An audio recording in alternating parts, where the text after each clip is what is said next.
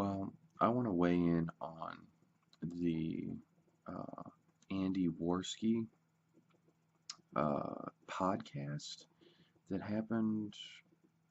You know, I don't know how long ago it was. I just watched it recently. I just watched it actually earlier tonight.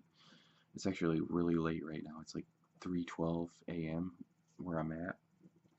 I'm in Indiana, so it's about 3:12 a.m. on January 8th, 2018.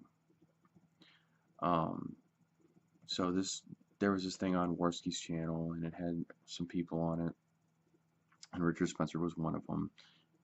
And there was the Sargon of Akkad or whatever. There was Styx, Hex, and Hammer. Um, there was um, another guy, Millennial Woes,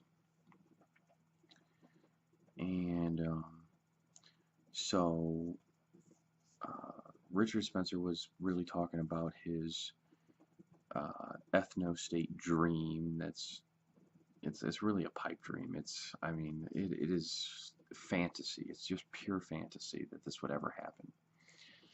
Um, but he believes in a white ethno-state and he believes that he's just going to, gain enough people who think that this is a good idea, and then he's just going to um, pay everyone else that's not white or not white enough to leave the country. And that's first of all, that's the first part of your problem right there, right? Because people are not just going to leave their homes willy-nilly and go somewhere else that they don't know. I mean, that is an incredibly ridiculous notion that you can even pay people to do that. Because if you would see during Hurricane Katrina, they tried to get people out of their neighborhood so that they wouldn't die, and these people would not leave. They wanted to stay at their homes, even though their neighborhoods were completely flooded. So, um, you know that is a huge dismantle right there. Another thing that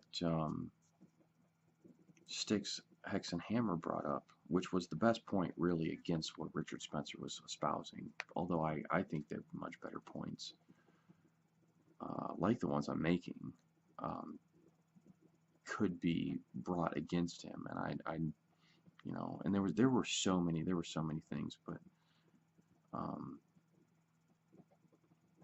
so many times I wanted to comment and just say this thing or that thing, and because it was like uh, they would get some of the other guys would get stuck on the wrong issue arguing with Spencer, and I had like the perfect argument for him. But anyway, so Styx, Hex, and Hammer brought up a really good point, and it was that what about all the white people who don't want the ethno-state and are going to fight alongside of, black people, Hispanics, Asians, Jews, etc., that don't want to leave. So there you have a civil war on your hands. Or if you can convince enough people um, to abandon what they believe in and adopt your ethno-state, you would have a 60-40 basically population. You'd have 62% of the population against like 38% of the population to get them out. And so, I mean, that's not very good odds, and they wouldn't want to leave, But the movement, assuming that the movement really caught on and really caught fire, it would become increasingly radical. And this is something that Spencer also never got challenged with during the debate, is that, and he kept kind of sliding around it. He's really slippery and he slides around, and he slipped around it. But it's really the movement that creates the real issue, because the movement will become hostile, the movement will become violent. You'd really be kind of unleashing the mob on the minority. And that is not something that you want to do, because it will create mass devastation of both the majority and the minorities. So, this idea that this whole process can be done peacefully is, I mean, it could go wrong a million ways from Sunday, um, and, you know, then you would face a problem from without, right? Because, okay, suppose some of these people leave, but they don't believe in what's happening. They just leave because they know that's what's good for them, right? And so, in Spencer's worldview, or idealist paradise utopian vision, I guess it's his idea of heaven on earth, I suppose. Um, but maybe not, maybe not. But there would be a black ethno state, like in Africa or something. So the black people who don't like it, and the Hispanics, they get to their respective, you know, they get to their respective areas where they've been divided out, and they decide we don't like what happened back there, and they convince those nations to start fighting the white ethno state. So that's going to cause a huge problem, obviously, because then there's war, all kinds of people dying. This further destroys the notion that there could be peace. This is not a peaceful thing. And, I'm not really sure if, Richard Spencer is just too thick to actually understand that, or if he actually knows and he's literally trying to create genocide. I'm going to assume it's more like that he just is thick in the head. But, Peterson has a tip, right? Jordan Peterson has a tip, and he says, assume that it's stupidity instead of evil first. So I'm going to go ahead and go with that. Regardless, it is dangerous. It is dangerous. But yeah, I don't see any way he can implement it. And it's a collectivist vision. He said, well, the individual rights are important because eventually the rights of the individual will conflict with the collective or whatever. And my understanding is that the rights of the individual are protected against the collective, right?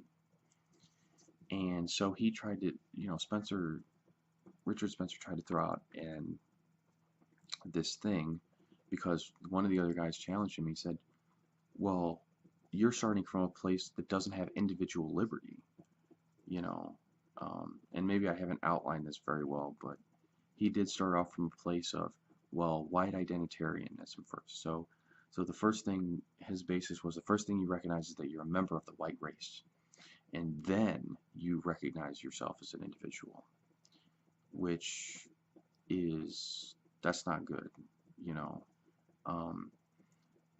So when you have the United States, you have a system that essentially, it's not perfect, it doesn't run perfectly, but it essentially protects the individual from the state,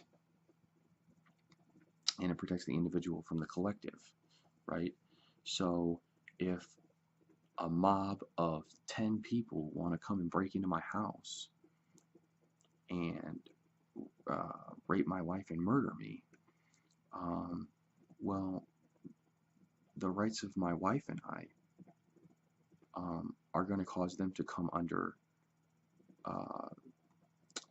prosecution, because the government is going to protect my rights.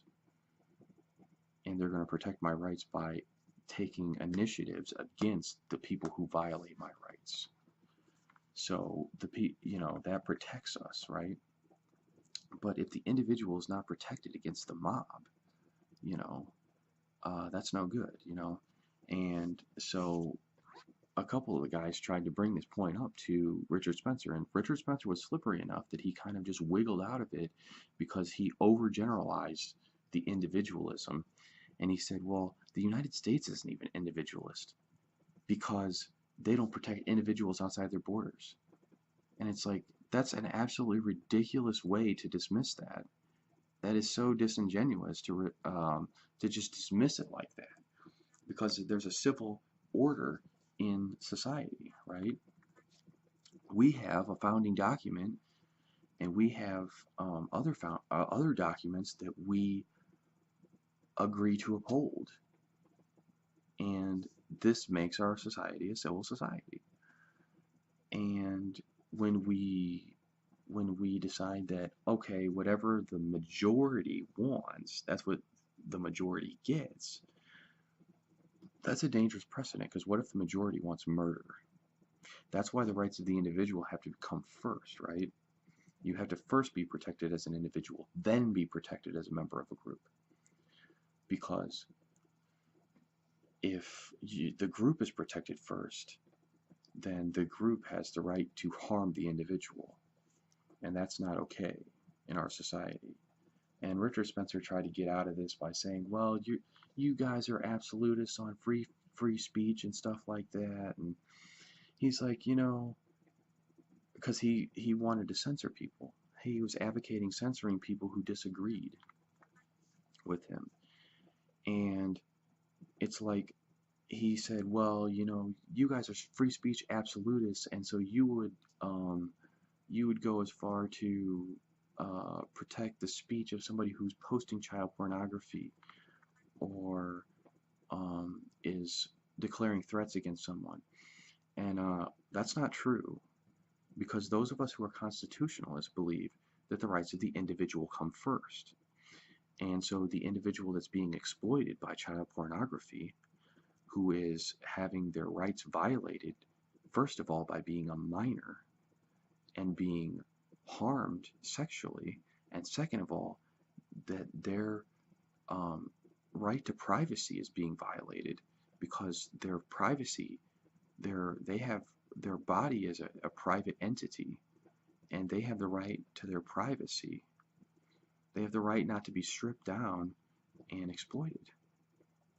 And for that to be shown on for their body parts to be shown on camera, that's ripping off their Fourth Amendment rights. And they have the right to their property. That's their property. Their body is their property. And so that's a violation of rights, and that's why those things are against the law, because they violate the rights of the individual. And so I probably have more critiques that I could come up with, but I would just like to state for the record that I would debate Richard Spencer any day, any time, to show him how dumb his ideas are and how vague they are. And I will not miss, Richard. I will epically destroy every argument you have. So I just want to state that outright, that I will debate Richard Spencer. And no, I am not on his side about any of this. I do not agree with his ideas. I think that they're wrong. I think that they're bigoted. You know, I'm not going to go out and say, oh, Richard Spencer's a Nazi or nothing like that. I think that's a little radical for me to say something like that. Richard Spencer hasn't, you know, rounded anybody up and put him in a death camp yet. But I totally disagree with all your ideas, Richard, and I will debate you anytime, anywhere, you know, as provided I can make it there, you know. So I'm not real good with the computer and stuff, but that's one thing that I need to learn more about, is computers and stuff. But that, you know, once I learn how to patch in or whatever into a conversation, I will debate you anywhere, anytime. Thank you.